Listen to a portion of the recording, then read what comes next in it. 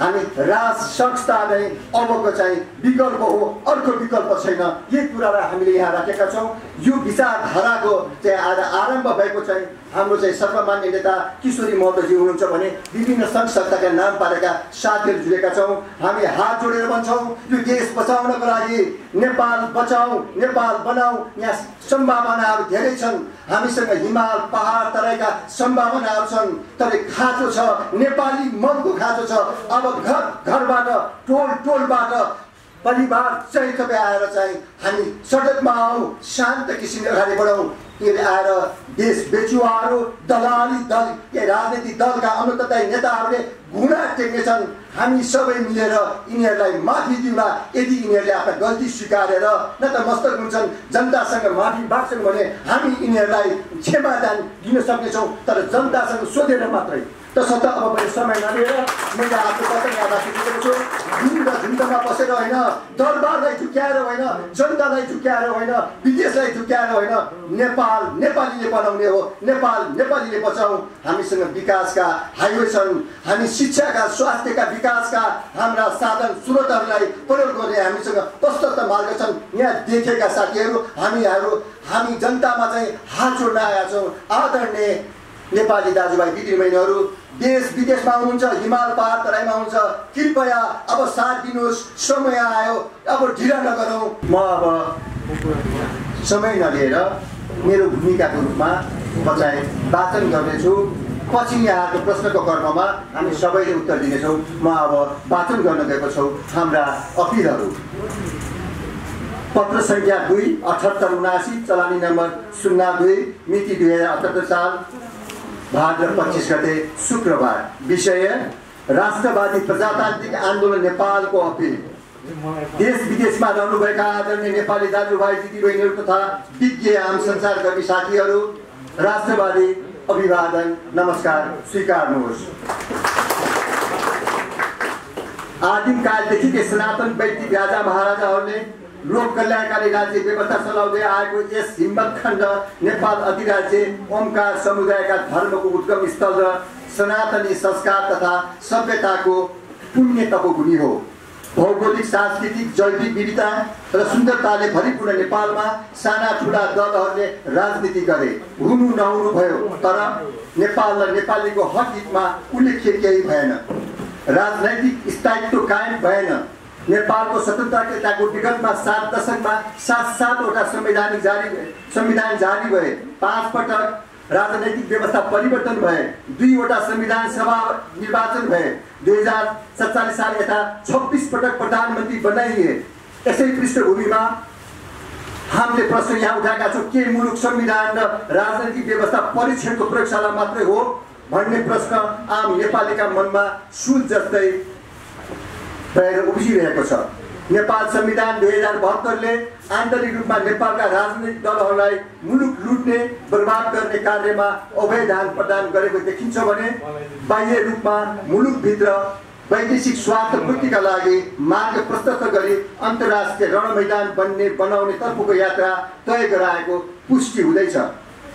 तुलनात्मक रूपले सन्तुलित र सर्वस्वीकार्य देखिएको नेपाल अधिराज्यको संविधान 2047लाई केही सीमित स्वार्थी व्यक्तिहरूको स्वार्थ अप्रत्याशित रूपले प्रतिस्थापित गरी रातारात जारी गरिएको नेपालको संविधान 2072बाट नेपाली जनताले के प्राप्त गरे भन्ने प्रश्न सोध्न आज प्रत्येक नेपाली एकजुट भएर किन सडकमा आउनु परिरहेको छ भन्ने विषय नै मूल प्रश्न हो। देशका आधार जमिन, नागरिकता र कानुनका विवाद असुलझिरहेका छन्। राजनीतिमा अपराधीकरण तथा राज्य संयन्त्रहरूमा अनावश्यक राजनीतिकरणले मुलुक आक्रान्त छ।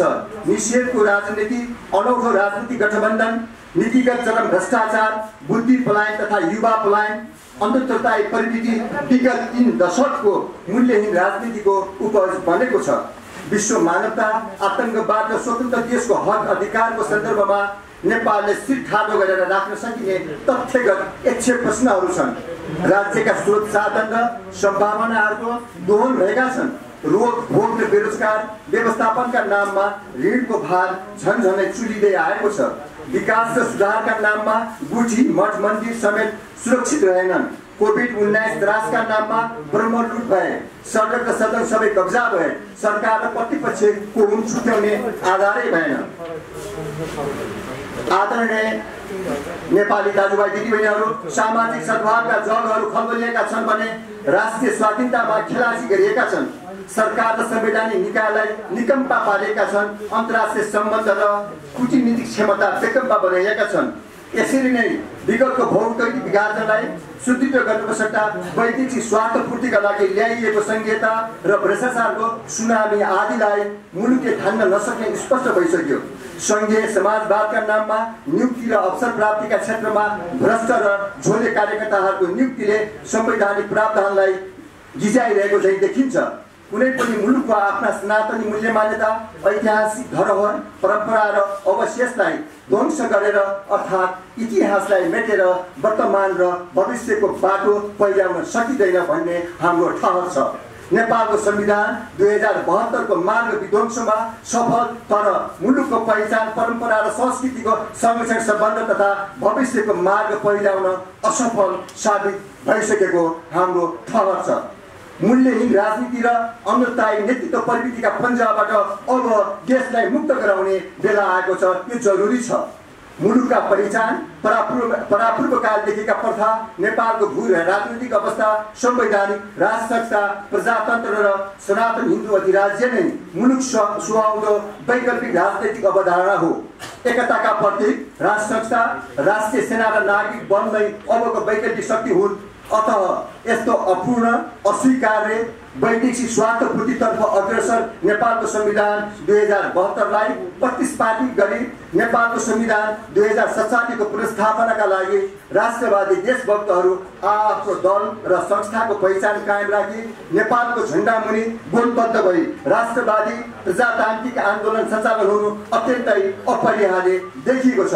तसर्थ 2047 सालको संविधान पुनर्स्थापना हाम्रो अभियान अवधारणाका संस्थापक, संयोजक, समाजसेवी, व्यवसायी, देशभक्त श्री किशोरी महतोज्यूको दृढ अठरको जगमा उभिएर नेपालको पहिचान, सम्भावना तथा अवसरका आधार स्तम्भहरू राज संस्था, प्रजातन्त्र तथा सनातन हिन्दू अधिराज्यमा अर्जुन दृष्टि राखेर एकताबद्ध भएका हालसम्मका 11वटा विभिन्न राष्ट्रवादी सङ्घ संस्था र समूहहरू मन, वचन र कर्मले प्रतिबद्ध रहेका छौँ, जसमा क्रमशः 2047 सालको संविधान हाम्रो अभियान, नेपाल नागरिक अभियान, शाही शक्ति नेपाल, हाम्रो नेपाल पार्टी, हिमाली बुद्ध धर्म संरक्षण केन्द्र नेपाल, बहादुर शाह प्रतिष्ठान, नेपाल पिछड़ा वर्ग किसान संघ, श्री राम हनुमान आराधना मण्डल नेपाल, नेपाल भारत हिन्दू धर्म संरक्षण मञ्च, मधेसी मैत्री केन्द्र नेपाल र वीर गोर्खाली काभ्रेका समूह रहेका छौँ।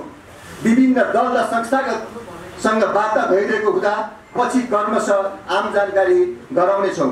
आगामी दिनमा क्रमशः शान्त र रचनात्मक प्रवृत्तिका अवज्ञा र विरोध कार्यक्रमहरू सञ्चालन हुनेछन्। यही असोज 3 गते 2078 का दिन नेपालको संविधान 2072 जारी भएको 6 वर्ष पुगेर पुनः संविधान दिवसका नाममा जनता माझ विभिन्न धर्म छर्ने अपूर्व संविधानको अमूर्त प्रावधानहरूको दलगत व्याख्या गरी राजनैतिक असफलताहरू ढाकछोप गर्ने तथा संस्कृति शून्य र विकृतिजन्य गतिविधिका गाथाहरूको वर्णन गर्ने कार्यले निरन्तरता पाउने देखेकोले राष्ट्रवादी प्रजातान्त्रिक आन्दोलन नेपालले उक्त दिन काठमाडौँमा शान्त विरोध र्यालीबाट नेपाल सरकारलाई खबरदारी गर्नेछ। यस शान्तपूर्ण सांगीतिक विरोध कार्यक्रममा हातमा राष्ट्रिय झण्डा लिएर सहभागी भइदिनु हुन सादर अनुरोध अपील गर्दछौँ। बाह्य शक्तिका दबाव र प्रभावमा तत्कालको योजनाबद्ध षड्यन्त्रपूर्ण परिस्थितिमा श्री 5 महाधिराज सरकारबाट राजनैतिक दलहरूलाई सुम्पी बक्सेको जनताको नाश हो, अर्थात् संवैधानिक राष्ट्रता सहितको सनातन हिन्दू अधिराज्य अहिलेकै सरकारले पुनर्स्थापना गरी विगतको कमी कमजोरीमा आत्महत्याका साथ जनता समक्ष क्षमा याचना गरी ससम्मान फिर्ता गरेर मुलुक र जनताप्रतिको दायित्वको वहन गरोस् भन्ने जोरदार माग गर्दछौँ। जनताको रगतको होलीमा रमाउने प्रवृत्ति र दुस्साहस कायम रहेमा 2047 सालको संविधान पुनर्स्थापनाका लागि जनता जनार्दनको साहस सहयोग र विश्वासमा जुनसुकै मूल्य चुकाउन पनि पछि नपर्ने अठोटका साथ यो राष्ट्रवादी प्रजातान्त्रिक आन्दोलन नेपाल आदरणीय नेपाली दाजुभाइ दिदीबहिनीहरूको माझमा आएको कुरा यसै प्रेस विज्ञप्ति अपिलबाटै सरकार सबैको ध्यानाकृष्ट गराउँदछौँ। राष्ट्रवादी देशभक्त अभियन्ताहरू तथा जनताको सुरक्षा व्यवस्था मिलाई घुसपैठ जस्ता निन्दनीय षड्यन्त्रबाट समेत सुरक्षित राखिदिन देशका सेना प्रहरी तथा प्रशासन संयुक्तलाई समेत यसै अपिलबाट अनुरोध गर्दछौँ। साथै सकल राष्ट्रवादी देशभक्त र अभियान समूहहरू तथा हिमाल पहाड तराईका आदरणीय जनसमुदाय किसान मजदुर व्यवसायी विद्यार्थी वर्ग प्रबुद्ध वर्ग समेतलाई सहकार्य सहमति तथा सहयोगका लागि राष्ट्रवादी प्रजातान्त्रिक आन्दोलन नेपाल हार्दिक निवेदन गर्दछौँ। जय नेपाल, जय नेपाली, जय राष्ट्रवाद, जय देश, जय गणेश।